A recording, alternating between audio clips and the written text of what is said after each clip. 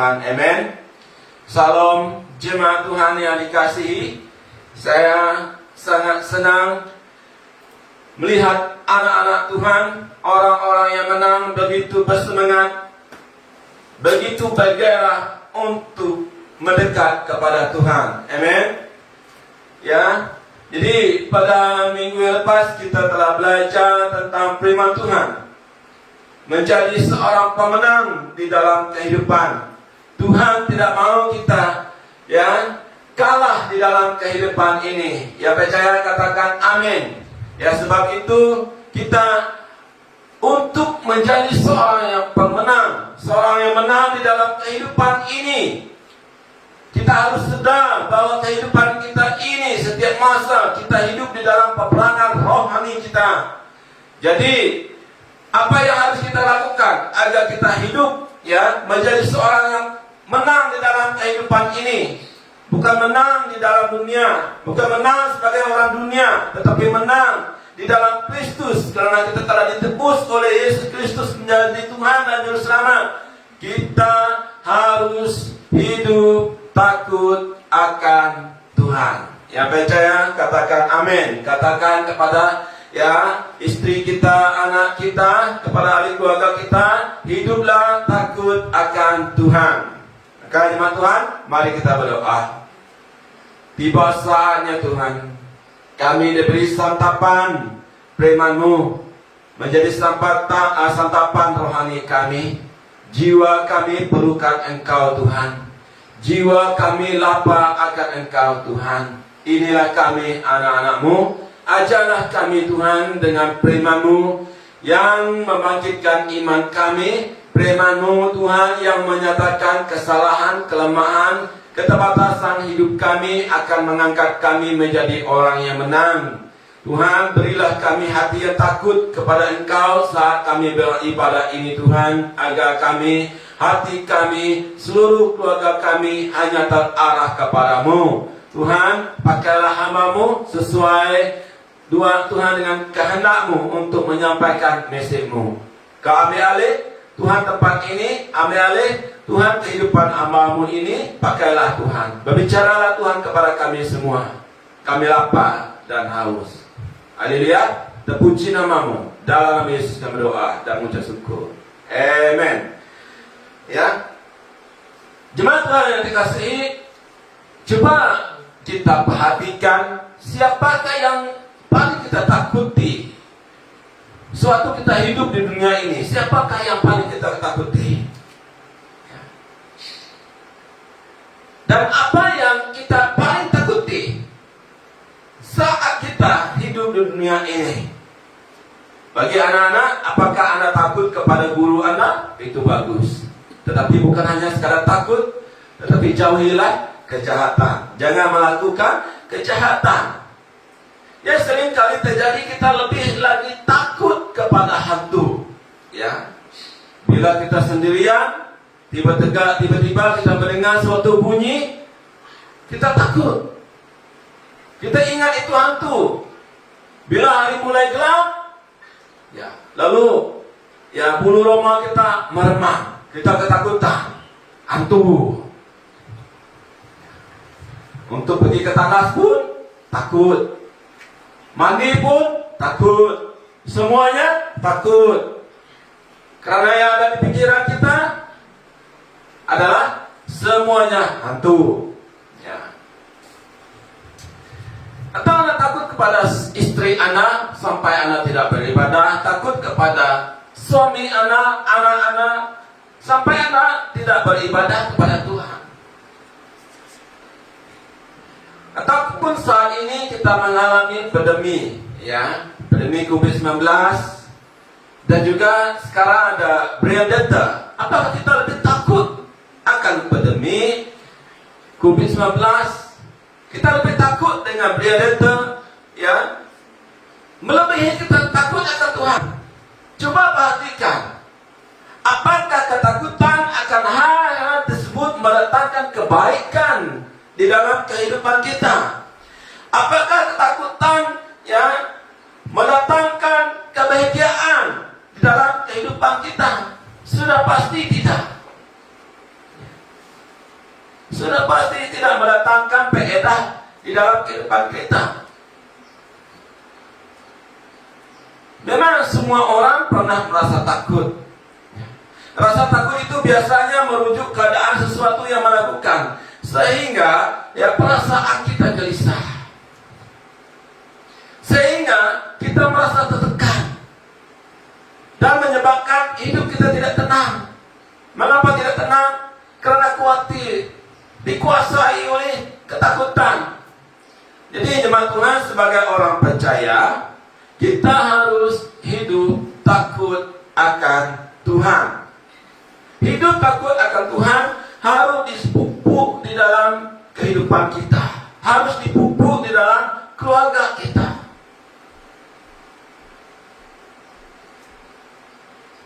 Hidup takut akan Tuhan bukan karena Tuhan adalah pribadi yang menakutkan, seperti hantu yang menakutkan kita. Tidak, bukannya begitu. Tetapi karena kita adalah ciptaannya, dicipta serupa segambar dengan Allah. Yang bisa katakan amin. Meskipun kita telah jatuh dalam dosa, kasih Allah tidak pernah pudar, kasih Allah tidak pernah berubah. Allah memberi anak tunggalnya Yesus Kristus mati di kayu salib menebus dosa kita. Di dalam Yesus Kristus kita dilahirkan menjadi ciptaan baru. Makanya kita harus hidup takut akan Tuhan. Sekali lagi saya membawa kita menyelidiki diri kita. Perhatikan dengan baik-baik dalam perjalanan kita selama ini. Sebagai gereja Tuhan yang telah ditebus, apakah kita benar-benar hidup takut akan Tuhan? Contoh, pada pagi hari ini adalah hari khusus. Setiap hari yang ketujuh adalah hari khusus untuk kita beribadah kepada Tuhan. 6 hari Tuhan telah memberkati, menyertai, memberkati kita di dalam setiap pekerjaan yang kita lakukan. Semuanya berjalan sesuai dengan kehendak Tuhan, bukan dengan kehendak kita. Dan hari ini adalah hari khusus untuk Tuhan. Apakah kita telah benar-benar mengkhususkan diri untuk datang kepada Tuhan, beribadah kepada Tuhan? Apakah saat ini juga hati kita, ketika live streaming ini, hati kita benar-benar terarah kepada Tuhan?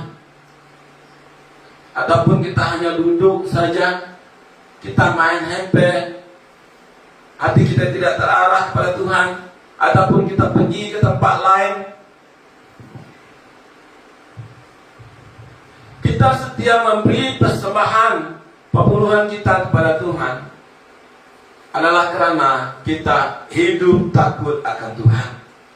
Kita taat tunduk kepada pusat, kepada daerah, pemimpin-pemimpin kita, tunduk kepada pemimpin gereja kita, sebab kita hidup takut akan Tuhan.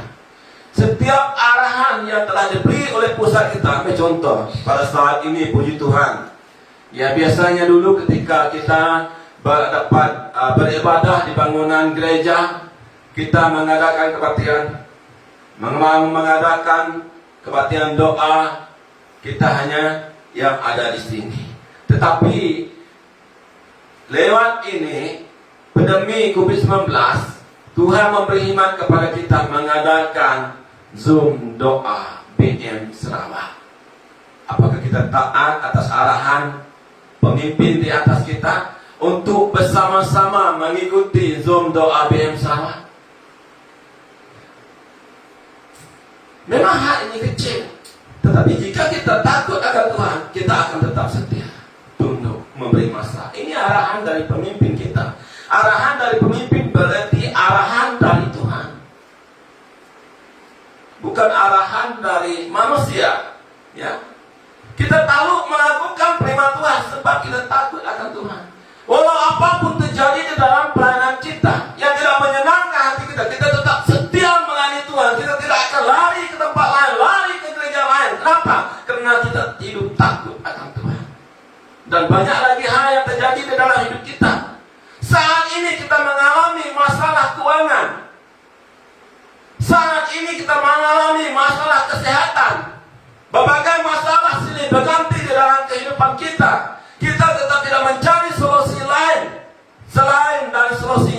Tuhan. Mengapa? Karena kita hidup takut akan Tuhan. Yang percaya katakan amin. Kita tidak akan pergi kepada dukun meskipun kita tidak sembuh. Berdoa tidak sembuh, tetapi kita tetap setia kepada Tuhan.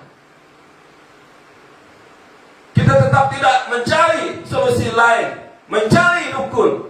Sebab dukun juga jika sakit, dia pun juga perlukan dokter.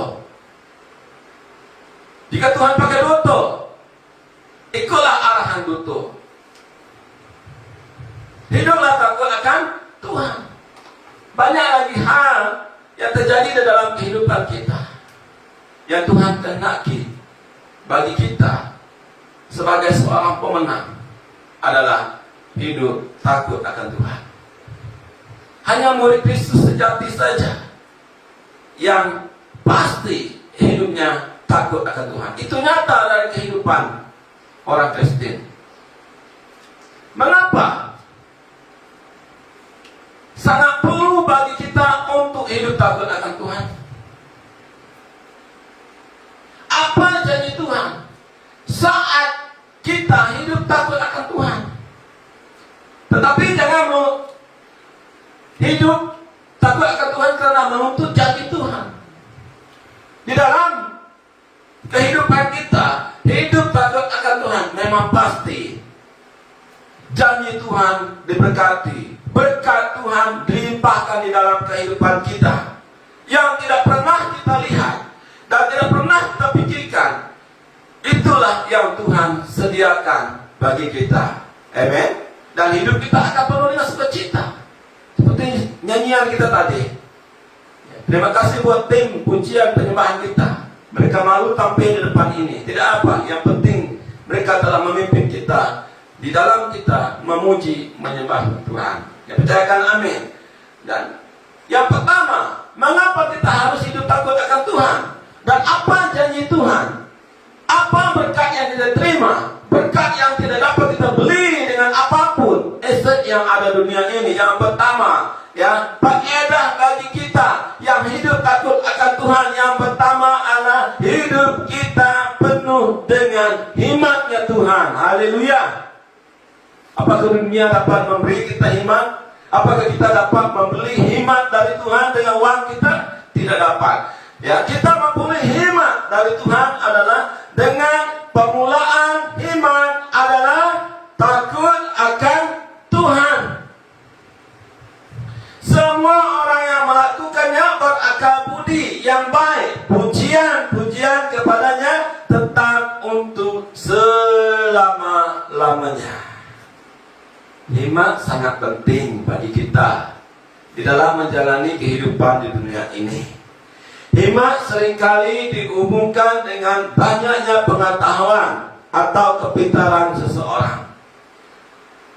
Tetapi ingatlah, banyak pengetahuan dan kepintaran belum tentu menjamin seseorang hidup berhikmat. Sebab itu hikmat penting. Ya. Buktinya,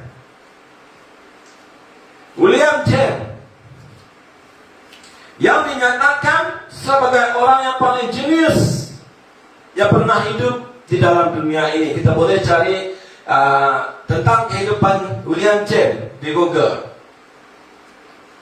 Dia memiliki IQ lebih dari 259 hingga 300. Wow. Namun kepintarannya tiada arti. Mengapa? Sebab hidupnya tidak menjadi berkat buat orang lain. Dia mengambil keputusan karena tertekan dengan kepintarannya, pengetahuannya yang luar biasa. Dia mengambil keputusan mengasingkan diri, hidup terasing, tidak punya teman, dan juga tidak punya keluarga. Dia tidak memiliki keluarga. Dia meninggal dalam usia 46 tahun tanpa sebarang pekerjaan, ya.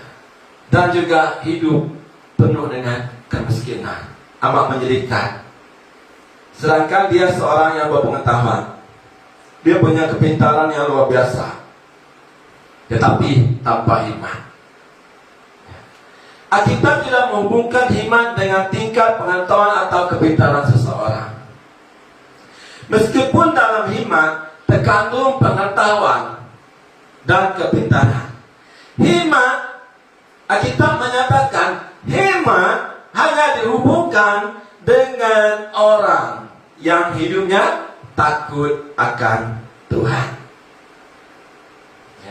Hidup takut akan Tuhan adalah ekspresi hormat kita kepada Tuhan, kekaguman kita kepada Tuhan, ketulukan kita kepada Tuhan yang Maha Kuasa, yang adalah pencipta dan penebus kita. Ya, percaya, katakan amin. Hikmat yang hanya dapat dimiliki, seperti yang saya katakan tadi, hikmat hanya dapat dimiliki oleh seseorang yang mengenal Tuhan. Banyak orang tahu akan Tuhan, banyak orang tahu tentang Tuhan, tetapi tidak mengenal Tuhan. Ini yang menyedihkan. Seseorang dapat mengenal Tuhan setelah dia dilahirkan kembali dalam Kristus dengan menghidupi pertobatannya. Banyak orang mengenal Tuhan tetapi tanpa pertobatan. Banyak orang yang mengenal Tuhan tetapi tidak menghargai anugerah Allah, tidak mempraktikkan firman Allah dalam kehidupannya dengan disiplin dan konsisten. Jadi, hiduplah takut akan Tuhan. Jauhilah segala kejahatan. Maka Allah akan memberi hikmat kepada orang yang takut akan Tuhan sebagai inilah kekayaan sejati kita. Kita punya hikmat. Hikmat melebihi pengetahuan dan kepintaran. Hikmat menjadi modal utama untuk kita menjalani kehidupan yang penuh cabaran dan tantangan ini. Hikmat lebih berharga daripada emas, bahkan lebih berharga daripada emas tua manapun. Orang berebut untuk memiliki emas, tetapi aslinya tiada orang berebut untuk memiliki hikmat, untuk memiliki hati yang takut akan Tuhan. Seperti yang saya katakan tadi, jemaat Tuhan dikasihi, hikmat sangat-sangat penting bagi kita, apatah lagi kita anak-anak Tuhan. Banyak cabaran, tantangan, masalah yang terjadi di dalam kehidupan kita tidak akan selesai tanpa hikmat. Oleh sebab itu, Yakobus mendorong kita agar kita datang kepada Tuhan untuk apa? Bagi kita yang sangat terbatas ini, yang kekurangan iman, hendaklah kita meminta kepada Tuhan. Berdoalah, minta hikmat kepada Tuhan. Selalu mau minta hikmat kepada Tuhan. Yang kita sering kali minta adalah berkati aku Tuhan, berkati bisnis aku Tuhan, berkati anakku Tuhan. Cobalah ubah doa kita. Tuhan beri aku hikmat, Tuhan beri anak aku hikmat, Tuhan berilah kami hikmat di dalam pelayanan, di dalam menguruskan gereja, di dalam mendirikan kerajaan-Mu. Tuhan beri kami hikmat. Tuhan akan memberi hikmat kepada kita. Ini yang sangat kita perlukan, hikmat dari Tuhan. Ubahlah pemikiran kita mulai dari saat ini. Tuhan sedang akan keperluan kita. Tuhan akan memberi segala keperluan kita, tetapi mintalah hikmat mulai dari sekarang. Mari berdoa, mintalah hikmat. Hidup takut akan Tuhan. Yang percaya katakan amin. Ya. Komen amin di bawah IB kita. Ya. Kita sering kali tersibuk, ya. Amin. Beri komen di IB orang lain, tetapi IB gereja sendiri kita pandang sepi. Ubahlah pikiran kita, jadilah orang yang beriman. Yang kedua, apa faedahnya, berkatnya jika kita hidup takut akan Tuhan? Kita akan hidup membenci kejahatan. Amsal 8 ayat 13, takut akan Tuhan ialah membenci kejahatan. Aku benci kepada kesombongan, kecongkakan, tingkah laku yang jahat, dan mulut penuh tipu muslihat. Hidup takut akan Tuhan merupakan ciri sebagai orang yang telah ditebus, sebagai orang yang telah percaya, sebagai anak-anak Allah. Ini hidup takut akan Tuhan menunjukkan kesadaran kita akan kekudusan, keadilan, dan kebenaran Tuhan di dalam kehidupan kita. Allah itu kudus dan menghendaki kita sebagai umat pilihannya hidup kudus. Kudus di sini bukan berarti tidak pernah melakukan dosa, tetapi orang yang hidup takut akan Tuhan akan menghinakan diri untuk tidak berbuat dosa. Kenyataan ini terlihat di dalam perjalanan kehidupan kita sepanjang hari, hari demi hari, bulan demi bulan, tahun demi tahun. Sehingga kita selalu memberi penghormatan tertinggi buat Allah kita. Dalam apapun keadaan, kita tetap hidup takut akan Tuhan. Orang yang hidup takut akan Tuhan memiliki komitmen untuk menjauhkan diri dari kejahatan. Yang sebab itu, ya, firman Tuhan berkata takut akan Tuhan ialah membenci kejahatan. Karena memiliki kesadaran bahwa Allah membenci segala apapun bentuk kejahatan dan pasti akan menghukum kejahatan, menghukum dosa. Dunia ini memang penuh dengan kejahatan, tetapi bukan berarti kita diberi toleransi untuk ikut ambil bagian di dalamnya. Bukan. Sebaliknya kita terpanggil untuk tidak ikut berbuat jahat. Hidup membenci kejahatan berarti kita benci kesombongan. Kita membenci kesombongan, membenci kejahatan, membenci kesombongan.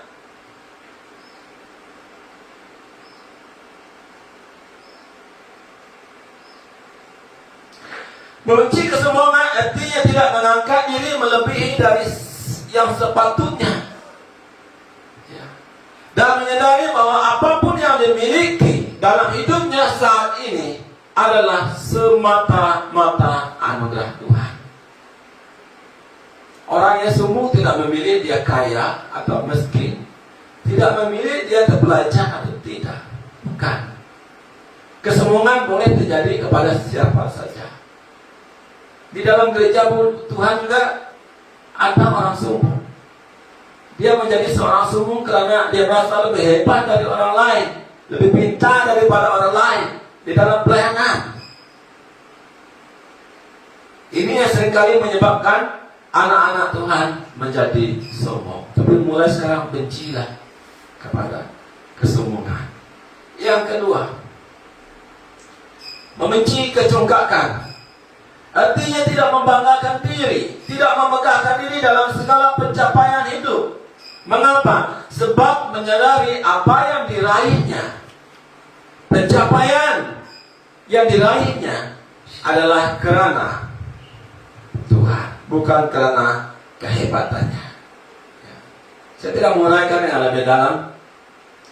Ketiga, benci tingkah laku yang jahat. Artinya tidak suka cara hidup orang-orang yang berbuat jahat, karena menyadari bahwa itu adalah kekejian bagi Tuhan. Maka dari itu dia akan menyisihkan diri dari orang yang suka berbuat jahat. Keempat, benci mulut yang penuh tipu muslihat.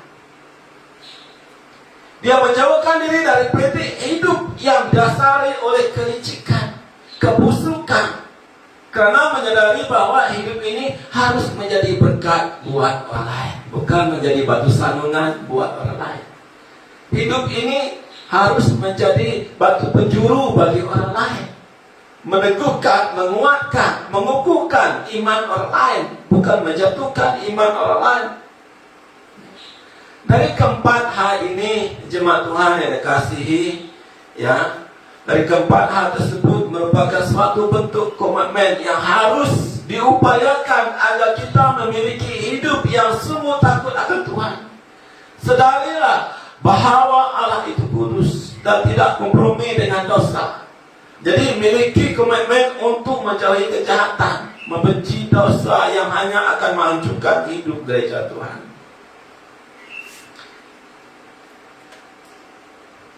Yang ketiga, hidup takut akan Tuhan, mendapat berkat yang luar biasa, hidup penuh dengan kebahagiaan. Mazmur 112 ayat 1. Haleluya!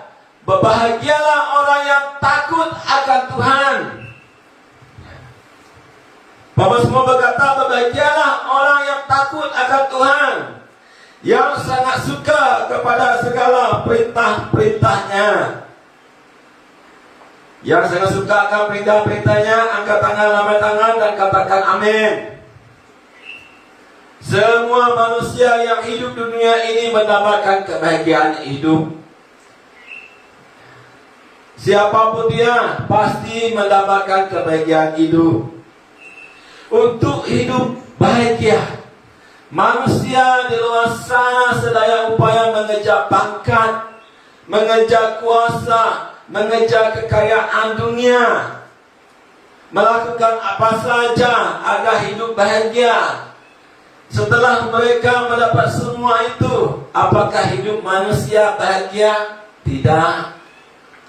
Mengapa? Sebab kebahagiaan hidup hanya didapati orang yang hidup takut akan Tuhan, yang percayakan amin. Sebab itu mampu semua berkata haleluya, berbahagialah orang yang hidup takut akan Tuhan. Bagaimana hal ini boleh terjadi? Bagaimana orang yang hidup takut akan Tuhan mendapat kebahagiaan yang tak terhingga? Sebab orang yang hidup akan Tuhan, hidupnya sentiasa mendapat perhatian dari Tuhan. Yang percaya katakan amin. Wow, betapa beruntung hidupnya ini. Sentiasa mendapat perhatian dari Tuhan. Apapun yang terjadi, hidup kita sentiasa mendapat perhatian dari Tuhan. Walaupun tertidur ibadah, tetap kita mendapat perhatian dari Tuhan. Ya, sebab sesungguhnya mata Tuhan tertuju kepada mereka yang takut akan Dia, kepada mereka yang berharap akan kasih setianya. Dimanapun kamu berada pada saat ini, walaupun Anda berada di hospital, sedang mengikuti live streaming ini dan sentiasa hidup takut akan Tuhan, apapun masalah yang kita hadapi saat ini, walaupun sakit kita yang kita alami tidak juga sembuh, tetapi kita tetap hidup takut akan Tuhan. Firman Tuhan berkata, kita sentiasa mendapat perhatiannya Tuhan. Yang percaya katakan amin. Ya, mata Tuhan sentiasa fokus memperhatikan perjalanan kehidupan kita. Ingat, Tuhan tetap sentiasa mengawasi, memelihara, menjaga kita. Makanya tiada apapun yang membuat kita takut, bimbang, khawatir, gelisah di dalam perjalanan kehidupan ini. Jangan khawatir akan berendeta, jangan. Hidup takut akan Tuhan mengatasi rasa khawatir, rasa takut terhadap masalah, terhadap kesulitan yang sedang terjadi. Seberat apapun tantangan hidup yang kita alami, orang yang hidup takut akan Tuhan tidak akan mudah goyah, tidak akan mudah lemah, tidak akan mudah menyerah kalah. Meskipun hidup kita kais pagi makan pagi, kais petang makan petang, meskipun musim silih berganti di dalam kehidupan kita, kita tetap hidup bahagia. Meskipun kita hidup dalam penderitaan, kita tetap hidup bahagia. Mengapa? Karena kita sentiasa mendapat perhatian Tuhan. Ini yang membuat kita sentiasa bersyukur kepada Tuhan. Kita sentiasa memuliakan Tuhan di dalam kehidupan kita, karena Tuhan sentiasa prihatin akan perjalanan kehidupan kita. Dan juga kita mendapat keluarga yang sungguh diberkati. Semua orang mau keluarganya diberkati, keturunannya diberkati. Saya mau keluarga saya diberkati. Saya mau keturunan saya diberkati.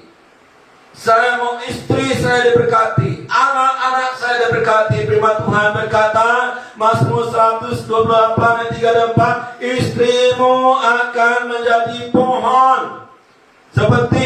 Istrimu akan menjadi seperti pohon anggur yang subur di dalam rumahmu. Anak-anakmu seperti tunas pohon zaitun sekeliling mejamu.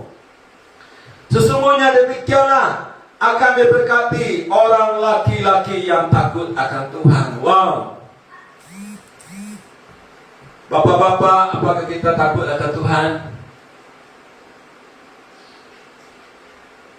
Pada zaman dulu, orang Israel,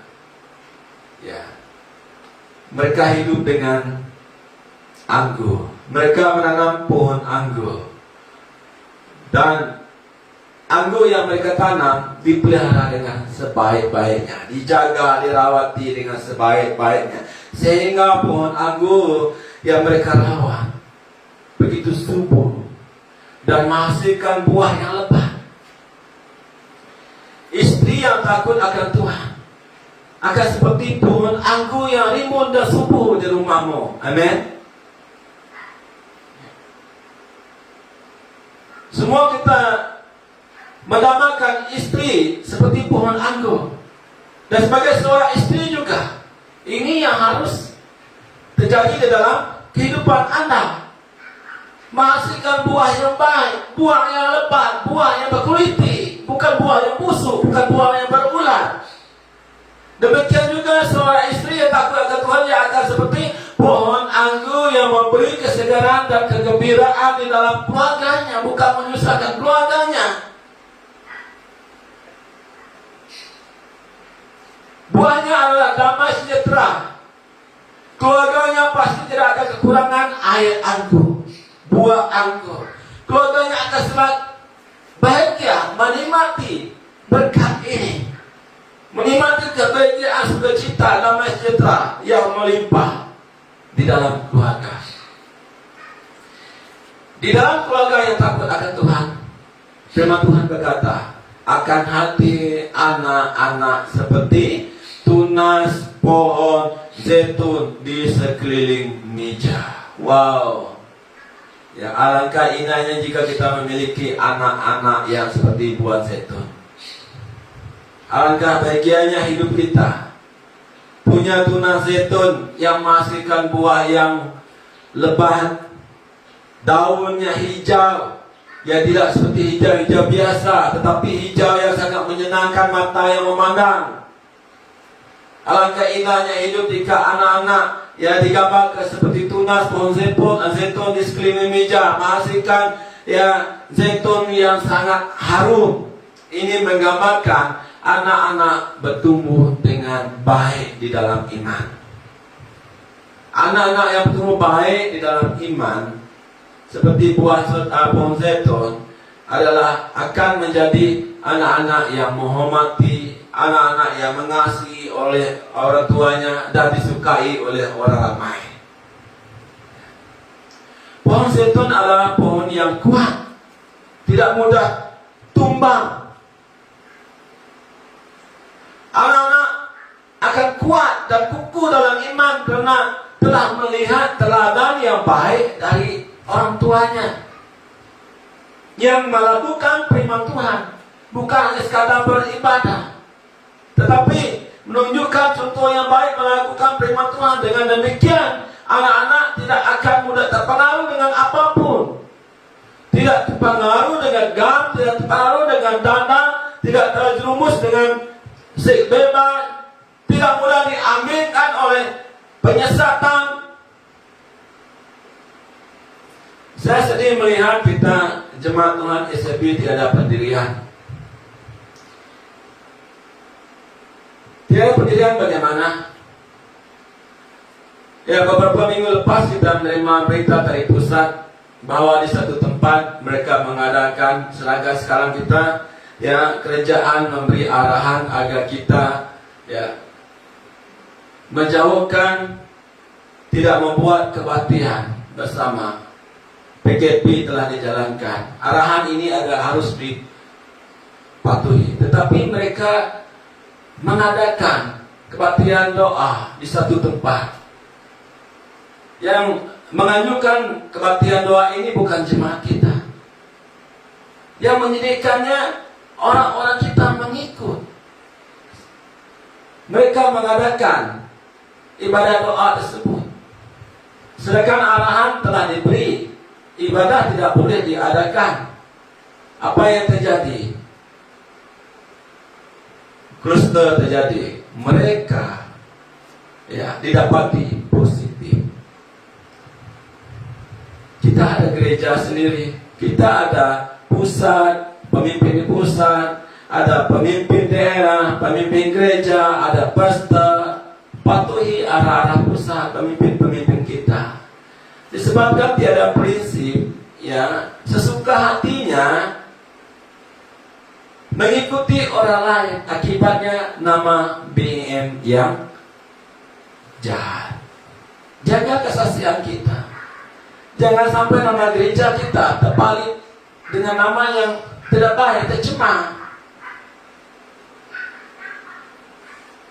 Saya senang jika Anda begitu gairah untuk mencari Tuhan, tetapi dalam kegerahan belajarlah beriman, belajarlah tunduk kepada pemimpin arahan. Jangan mudah diambilkan, orang itu si anu hebat, tetapi tidak mengikuti SOP, tidak mengikuti peraturan, sendirian susah. Dan nama gereja juga turut tercemar. Jaga kesaksian hidup kita. Punyai prinsip. Kita ada pemimpin kita sendiri. Kita ada gereja kita sendiri. Tidak perlu kita terkejar pemimpin-pemimpin lain. Terkejar dengan gereja lain. Apatah lagi jika pemimpin tersebut melanggar peraturan. Gereja tersebut melanggar peraturan. Dan yang keempat, hidup di jalan benar. Orang yang takut akan Tuhan pasti hidup di jalan benar. Mengapa? Siapakah orang yang takut akan Tuhan? Kepadanya Tuhan menunjukkan jalan yang lurus dipilihnya. Jalan lurus dipilihnya adalah jalan Tuhan. Di dalam kehidupan ini kita sering kali ditawarkan dengan berbagai macam pilihan untuk ke arah yang berbeda-beda. Agar kita tidak salah memilih arah, hingga kita tersesat lalu bergumul dalam kesesatan. Kita harus hidup takut akan Tuhan. Hidup takut akan Tuhan menjadikan kita peka akan kompasnya Tuhan. Kompasnya Tuhan inilah yang menunjukkan jalan yang benar, jalan yang lurus bagi kita. Tidak perlu kita berdoa, ya Allah, ya Tuhanku, tunjukkanlah kami jalan yang lurus. Tidak perlu kita berdoa. Tuhan sentiasa menunjukkan jalan yang benar. Tuhan sentiasa membuka jalan yang lurus bagi kita. Kita punya kompas. Kompas adalah sebuah alat penunjuk arah yang diperlukan oleh penggembara, oleh tentara. Kompas sangat menolong untuk menemukan jalan yang benar. Jika penggembara mereka memerlukan kompas, tentara mereka memerlukan kompas. Untuk apa? Agar mereka mengikuti jalan yang benar dan sampai kepada tujuan mereka. Tanpa kompas bukan saja yang mereka menghadapi berbagai masalah dan rintangan dalam perjalanan, mereka akan tersesat. Jika tersesat, pasti tidak akan sampai ke tujuan. Firman Tuhan merupakan kompas bagi orang-orang percaya, bagi kehidupan kita. Melalui firman Tuhan ini, melalui firman Tuhan yang kita pelajari pada pagi hari ini, kita mendapat petunjuk jalan kebenaran. pasti mudah tersesat. Hidup ini adalah sebuah perjalanan yang ujungnya adalah kekekalan. Anak-anak Allah yang taat dan setia akan berujung kekekalan dalam sukacita, penuh kebahagiaan bersama Allah di surga. Ya, tanpa kompas, tanpa firman Allah, hidup manusia akan berujung kekal dalam penderitaan karena terpisah dari Allah. Jangan hal ini terjadi di dalam kehidupan kita yang telah mengenal Allah, yang telah ditebus, yang telah diselamatkan, yang sentiasa diajar dengan firman Tuhan. Sebab Allah sebagai pencipta kita adalah pencipta kita, tidak mengkehendaki kita ciptaannya menjalani hidup ini sebagai seorang geladangan yang berjalan tanpa arah, tanpa tujuan, dan berakhir di api neraka. Allah tidak mau hal ini terjadi dalam kehidupan kita. Allah menghendaki kita memiliki kehidupan kekal yang penuh damai sejahtera, kebahagiaan bersama Allah di surga. Ingatlah, hidup kita dunia ini hanyalah sementara. Yang menyedihkan jemaat Tuhan, yang sering kali terjadi sikap gereja Tuhan terlalu sombong dan angkuh untuk tidak memakai kompas yang Tuhan telah sediakan, yang Tuhan telah berikan. Gereja Tuhan lebih senang mengandalkan kemampuan, kepintaran, kehebatan sendiri. Padahal jelasnya gereja Tuhan sedar bahwa kompas yang Tuhan berikan itu akan membawa gereja Tuhan di dalam jalan kebenaran. Tiada niat jahat sekali sedikit pun di dalam Tuhan untuk menjahanamkan kita dengan membawa kita menuju jalan yang sesat, jalan yang salah kita, yang sering membuat kita sesat. Jalan yang kita saja lurus, tetapi ujungnya maut.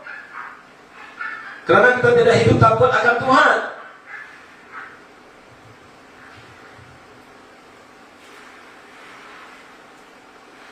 Jangan mengandalkan kemampuan diri, kepintaran diri, kehebatan diri, skill diri.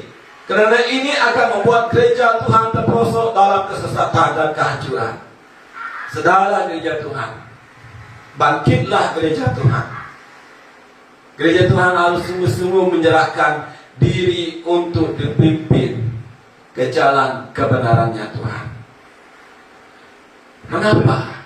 Sebab ada beberapa alasan yang kuat menegaskan bahwa firman Tuhan merupakan kompas bagi kehidupan kita. Yang pertama, ya, firman Tuhan memberi keselamatan bagi kita. Di luar Tuhan tiada keselamatan. Di luar kompasnya Tuhan tiada keselamatan.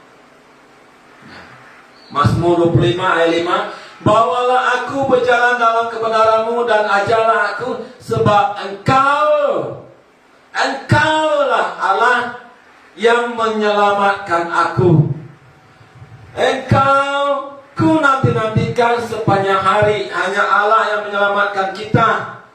Dalam pimpinan firman Tuhan yang adalah kompas kehidupan kita, memberi panduan yang tepat, yang benar agar kita selamat.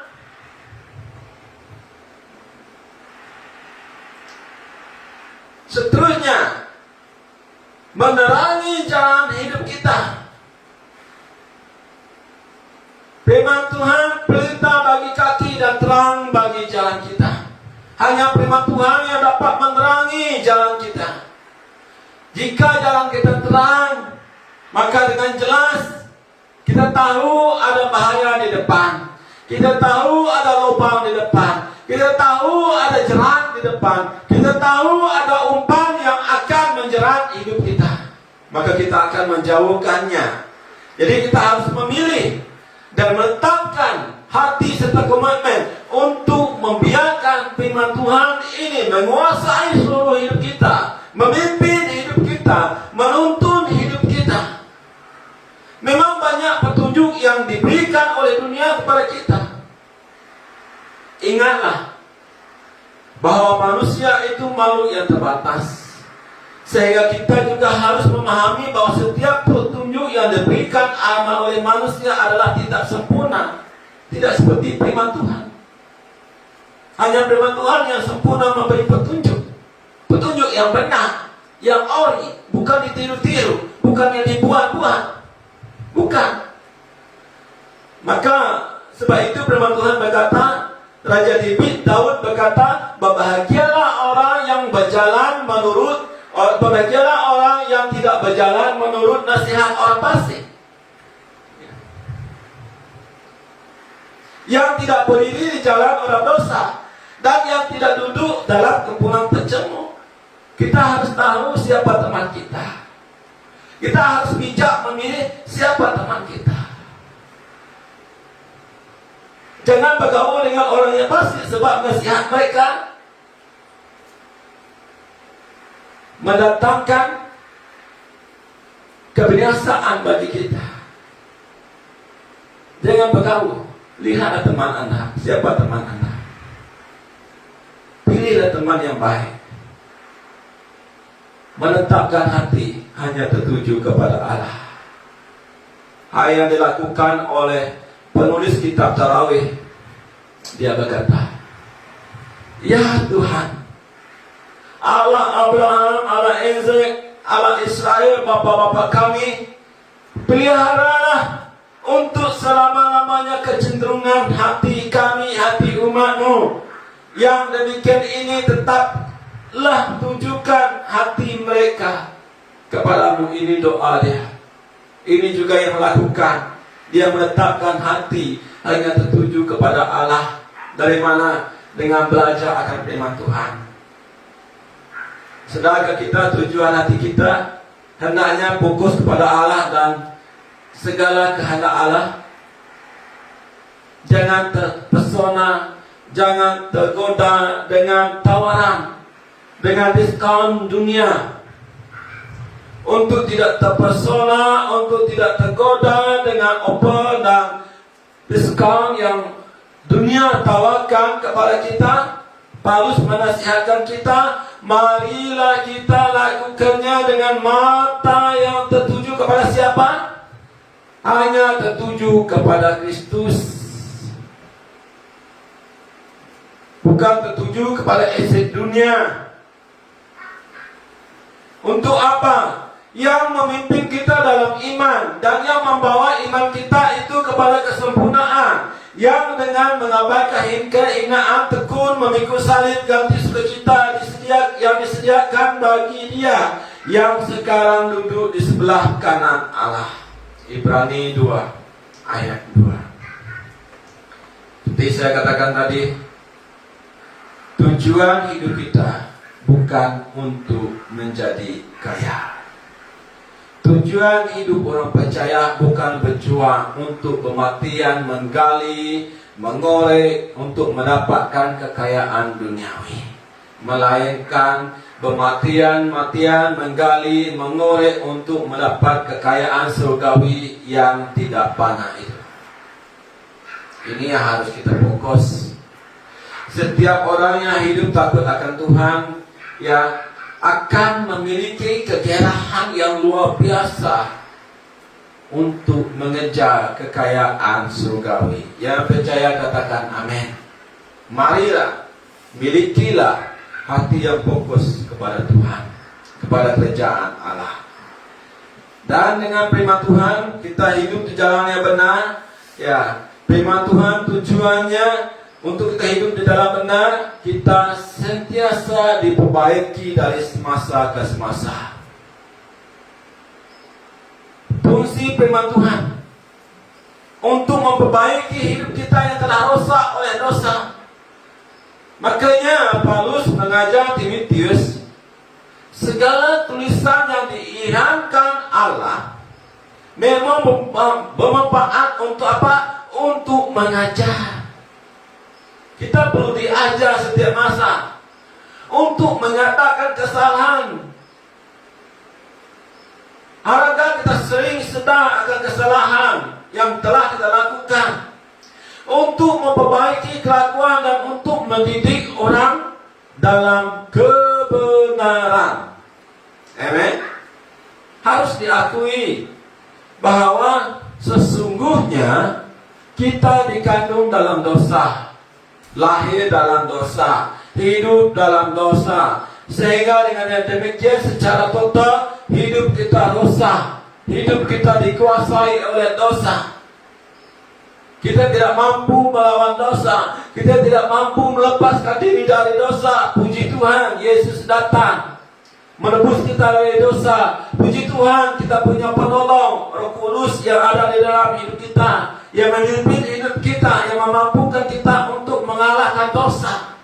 Puji Tuhan, kita diajar dengan firman Tuhan yang tertulis, yang untuk memperbaiki hidup kita. Untuk apa? Agar hari demi hari kita diperbaiki, hidup serupa dengan Kristus. Yang percaya katakan amin. Kelima, mendapat kekayaan, kehormatan, dan kehidupan. Wow, hebat, sangat hebat orang yang hidup akan Tuhan. Luar biasa Tuhan curahkan berkatnya. Ganjaran kerendahan hati dan takut akan Tuhan apa? Adalah kekayaan. Kedua, kehormatan. Dan ketiga, kehidupan. 3K. Ini yang dunia sering kejar. Di dunia ini kita dapat melihat manusia bermati-matian, berhempas pulas, bekerja tanpa henti, tanpa kenal siang dan malam, tanpa kenal waktu, mengejar kekayaan dunia, mengejar kehormatan dunia, mengejar kehidupan dunia. Berebut, mereka menginginkan 3K ini. Berbagai cara yang mereka lakukan untuk memperoleh, untuk mendapat, untuk memiliki 3K ini. Manusia sanggup lakukan apa saja, sanggup mengkhianati, sanggup menikam kawan dari belakang, sanggup membunuh, sanggup menipu, sanggup merubah. Ini cara dunia. Namun orang yang meskipun mereka kematian mengejar 3K ini dan mereka memilikinya, namun mereka tetap hidup kecewa dan hampa. Mereka tetap tidak dapat memiliki kekayaan, kehormatan, dan kehidupan yang sejati, yang sebenar-benarnya. Ya. Adalah silap bagi manusia berpendapat jika mereka mendapat 3K, mereka akan hidup bahagia. Seperti saya katakan tadi, meskipun manusia memiliki 3K ini, ya, manusia tidak kaya di hadapan Allah. Manusia tetap tidak hidup terhormat di hadapan Allah. Dapat kita lihat di luar sana. Hidup mereka begitu brengsek. Kata-kata mereka, sikap mereka, tindakan mereka tidak menunjukkan mereka orang yang terhormat. Meskipun mereka punya pangkat, jawatan yang besar, punya kuasa, hidup mereka rosak. Mereka angkuh dan penuh kesombongan. Rahsia untuk mendapat 3K, kekayaan, kehormatan, dan kehidupan yang sejati adalah hanya dengan kerendahan hati dan takut akan Tuhan. Di luar ini, di luar kerendahan hati, tanpa kerendahan hati, tanpa hidup takut akan Tuhan, kita tidak akan dapat kekayaan, kehormatan, dan kehidupan. Untuk hidup takut akan Tuhan, manusia harus menyerahkan hidupnya kepada Tuhan Yesus. Manusia harus menerima Yesus menjadi Tuhan dan Juru Selamat. Firman Tuhan menyatakan bahwa sesungguhnya orang yang hidup dalam kerendahan hati serta takut akan Tuhan akan beroleh ganjaran, kekayaan, kehormatan, dan kehidupan sejati. Hal 3K tersebut telah tersedia Hanya Tuhan yang dapat memberikan. Tidak perlu bersusah payah, tidak perlu bekerja keras semata-mata untuk mengejar kekayaan, kehormatan, dan kehidupan. Ya. Rendah hati hanya dimiliki oleh orang yang datang kepada Tuhan Yesus dengan sikap terbuka, menerima pengajaran tentang kebenaran Tuhan. Coba perhatikan gereja Tuhan selama ini. Apakah Anda selama ini sangat terbuka menerima pengajaran tentang kebenaran firman Tuhan? Jika ya, puji Tuhan, Tuhan sangat senang. Tetapi jika selama ini pintu hati Anda dengan kesombongan dikunci rapat-rapat, Anda begitu keras hati menolak firman Tuhan, bertobatlah sebelum terlambat. Hidup ini adalah kesempatan. Takut akan Tuhan adalah sikap, seperti telah dikatakan dulu tadi, sikap kita hormat, kagum terhadap Tuhan. Jika kita memiliki sikap hormat dan kagum, maka Tuhan kita akan membenci kejahatan. Kita tidak akan menjadi orang sombong.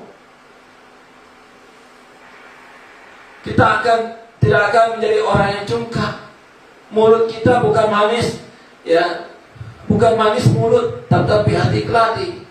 Tetapi manis di mulut, hati kita lebih manis lagi. Tidak ada tipu muslihat. Kita akan tetap menjaga hidup suci di hadapan Allah.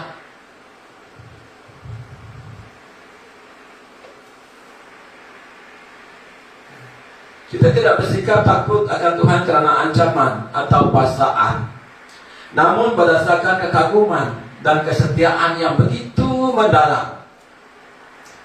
Alkitab sama sekali tidak menghubungkan kekayaan, kehormatan, dan kehidupan dengan kerja keras atau hal-hal yang bersifat material, melainkan dengan karakter kita, dengan sikap hati kita kepada Tuhan.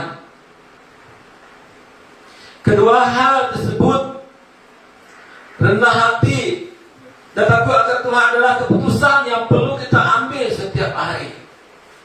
Kerana hati dan sikap hati yang takut akan Tuhan, itu takut akan Tuhan bukanlah sesuatu terjadi begitu saja di dalam kehidupan kita. Tidak. Kita perlu memutuskan untuk hidup dengan penuh kerendahan hati, hidup penuh takut akan Tuhan. Maka reward bagi orang yang hidup dengan kerendahan hati, takut akan Tuhan, kekayaan di dalam pikiran manusia. Kekayaan secara material lebih menarik dari kekayaan dari kaya di hadapan Allah. Cara pandang ini, cara pikir ini juga masih menguasai hidup anak-anak Tuhan. Jadi hari ini mulai lepaskan diri dari pikiran yang salah. Miliki kekayaan yang sebenarnya di hadapan Tuhan. Tidak apa kita miskin hidup di dunia ini, yang penting kita kaya di hadapan Tuhan. Yesus mengajar tentang satu perumpamaan tentang orang kaya tetapi bodoh di mata Yesus. Dengan kesimpulan, Yesus mengajar orang yang hidup hanya untuk memperkayakan diri dengan secara material, tetapi miskin di hadapan Allah, orang itu hidupnya memilih mamon. Berarti dia menipu dirinya sendiri dengan sikap yakin bahwa hidupnya sudah memiliki jaminan. Sebenarnya tiada jaminan bagi hidupnya. Kenapa? Sebab dia bersikap bodoh. Menjadi kaya secara material memang tidak salah. Saya tidak menghalang, Tuhan juga tidak menghalang. Yang salah jika mengejar kekayaan, memiliki kekayaan, mengabaikan Tuhan dari kehidupan kita. Itu yang salah. Jika kita mengabaikan Tuhan dari kehidupan kita, berarti kita menolak kehidupan kekal yang telah Tuhan sediakan. Tuhan Yesus mengajar bahwa kekayaan akan lebih bernilai, lebih berfaedah, lebih bermanfaat bila pemiliknya mempunyai hubungan yang baik hubungan yang intim dengan Allah. Dia akan menerima kekayaan yang Allah percayakan dengan hati yang penuh kesyukuran, yang memuliakan Allah dan mengelolakan kekayaan secara baik dan bertanggung jawab di hadapan Allah, menjadi berkat buat orang lain. Orang yang berprinsip menjadi kaya di hadapan Allah akan menerima kekayaan dengan sukacita, memakai kekayaannya, memakai asetnya, hartanya untuk melayani Allah, untuk menjadi berkat. Dia tahu bahwa memuliakan Allah itu lebih utama dari segala sesuatu. Dia sadar akan itu. Jadi jemaat Tuhan dikasihi gereja Tuhan, sudahkah kita kaya di hadapan Allah? Apakah selama ini kita mengelolakan kepercayaan Tuhan untuk kemuliaan Allah? Adalah sebuah kebodohan ketika kita mengejar kekayaan, mengejar berkat Tuhan, tetapi mengabaikan Tuhan yang adalah sumber segalanya bagi kehidupan kita. Kehormatan. Orang yang telah selesai dengan dirinya sendiri di hadapan Allah adalah orang yang tidak lagi mencari kehormatan dari manusia untuk dirinya sendiri. Orang yang masih mencari kehormatan adalah orang yang dituntut oleh dirinya sendiri untuk memperoleh kehormatan dari orang lain. Kehormatan sebenarnya tidak perlu dicari. Mengapa? Sikap seseorang yang akan menentukan apakah ia dihormati oleh orang lain atau tidak. Ditentukan oleh kita sendiri, diri sendiri. Yesus berkata, mengajar kita, menegur kita, menasihatkan kita, sebab barang siapa meninggikan diri akan direndahkan, dan barang siapa merendahkan diri akan ditinggikan. Kehormatan itu tidak perlu dikejar-kejar, tidak perlu dicari. Ia akan datang sebanding dengan tingkah kita, sikap kita dalam kehidupan bersama.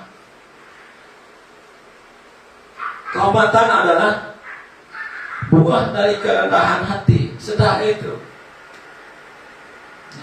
Mari kita selalu memperhatikan sikap kita. Bagaimana sikap kita terhadap orang lain. Sikap yang baik pasti membuat orang lain menghormati kita. Ya. Sikap yang buruk membuat orang tidak menghormati kita. Mungkin orang akan merendahkan kita, bahkan orang akan menjauhkan diri dari kita.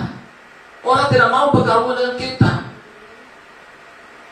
karena sikap kita tidak baik. Orang akan melarikan diri dari kita jika sikap kita tidak baik. Kehormatan dengan sendirinya akan kita peroleh lewat semakin kita sering lebih merendahkan diri, menganggap orang lain penting. Semakin kita berbuat baik, bersikap baik terhadap orang lain dengan hati yang penuh tulus dan ikhlas, orang akan hormat kita. Orang salut akan kita. Orang kagum akan kita. Amen. Yang percaya katakan amin. Yang percaya puji Tuhan buat nasihat Tuhan pada pagi hari ini. Kehidupan sejati. Kita telah menerima kehidupan dari Tuhan dengan pengorbanan Yesus di kayu salib. Bukan kehidupan di dunia ini yang kita kejar. Kita telah menerima kehidupan dari kerajaan surga. Kita adalah orang-orang surga, orang-orang kudus. Maka dari itu jangan lagi menggali lubang dengan membangun pergaulan yang salah. Ya, jangan menggali lubang yang dalam dengan bekerja keras mengorek dosa sehingga muka Allah ditimpakan dalam kehidupan kita. Marilah kita menjaga hidup kita dengan sebaik-baiknya, intim dengan Tuhan, melekat dengan Tuhan, hidup takut akan Tuhan. Dan yang terakhir, jemaat Tuhan yang dikasihi, mendapat perpanjangan umur dari Tuhan. Wow. Ya, hidup takut akan Tuhan memperpanjangkan umur. Tetapi tahun-tahun orang fasik diperpendekkan. Amsal 10 ayat 27. Rata-rata manusia hidup di dunia ini menghendaki hidup panjang umur di dalam dunia ini dengan berbagai tujuan. Ya, motif di hatinya mau hidup panjang, masih mau hidup bersama keluarga. Ada yang tidak rela meninggalkan harta kekayaannya, ataupun masih mau menikmati kehidupan di dunia ini. Namun tidak ada seorang pun, siapapun manusia yang dapat tahu berapa panjang umurnya. Tiada siapapun manusia, meskipun manusia dapat mencipta alat yang canggih agar untuk hidup panjang, umurnya hidup dunia ini tidak ada.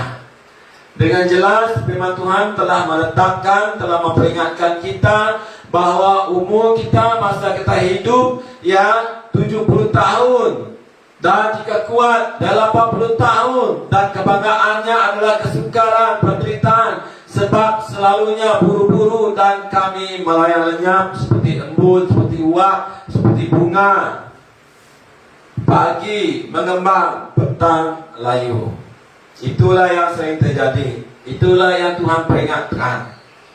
Bersyukur kita pada pagi hari ini kita mendapat hidup yang baru. Pagi hari ini kita mendapat kekuatan yang baru, napas yang baru, semuanya yang baru Tuhan berikan kepada kita. Syukur pada hari ini kita dapat melanjutkan usia kita.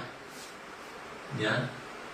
Alangkah indahnya hidup jika kita punya umur yang panjang.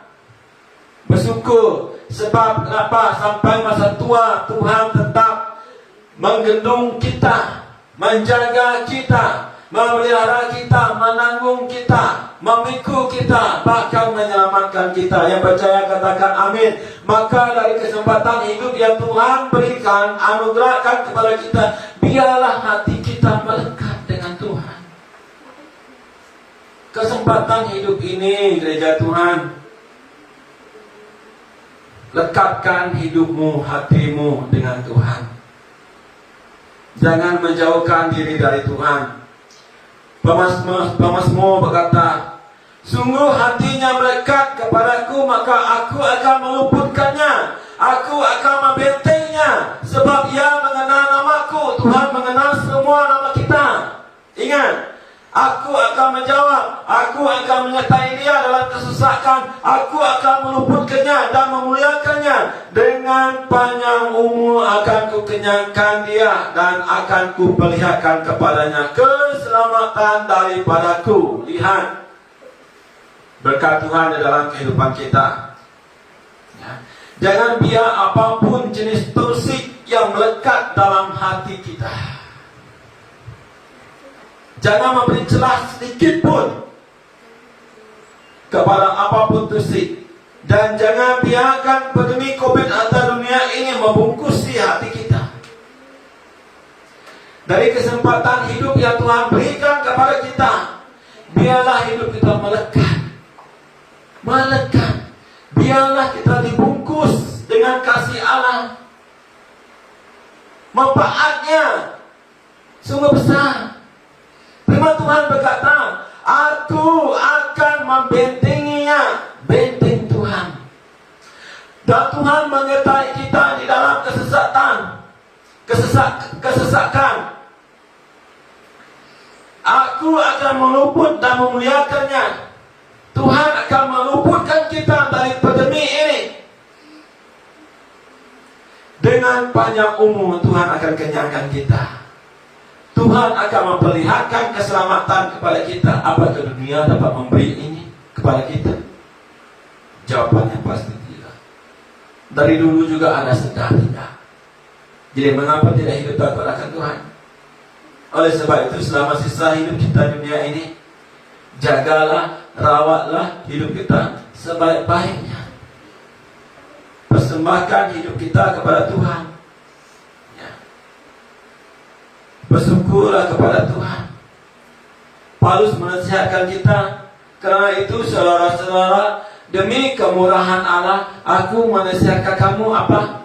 Persembahkan hidup kita, persembahkan tubuh kita, persembahkan pikiran kita, persembahkan hati kita sebagai persembahan yang hidup, yang kudus, yang berkenan kepada Tuhan, bukan yang tidak berkenan kepada Tuhan. Inilah ibadah yang sejati. Jika kita sentiasa mempersembahkan tubuh kita menjadi persembahan yang hidup, persembahan yang harum di hadapan Tuhan. Ingatlah, sebenarnya gereja Tuhan yang terpenting bukan lanjut usia kita, bukan panjangnya usia kita. Yesus hidup di dunia ini hanya 33 tahun setengah, tetapi hidup Yesus berkenan kepada Tuhan. Hidup Yesus menjadi persembahan yang harum di hadapan Tuhan. Hidup Yesus menjadi berkat, meskipun hidup singkat. Jaga kualiti kerohanian hidup kita sebagai murid Kristus. Layani Tuhan. Hiduplah berkenan di hadapan Tuhan. Taati segala perintah-perintah Tuhan. Kasihilah Tuhan sesungguhnya. Jemaat Tuhan yang dikasihi, mari kita hidup takut akan Tuhan. Jauhilah segala kejahatan, jauhilah segala perbuatan yang mengakibatkan hidup kita tidak berkenan, berdosa di hadapan Tuhan, agar janji-janji Tuhan, agar rencana Tuhan digenapi di dalam kehidupan kita. Amin. Mari kita berdoa. Bapa di surga, mulai hari ini kami mau hidup dengan setia, dengan taat dan takut akan Engkau.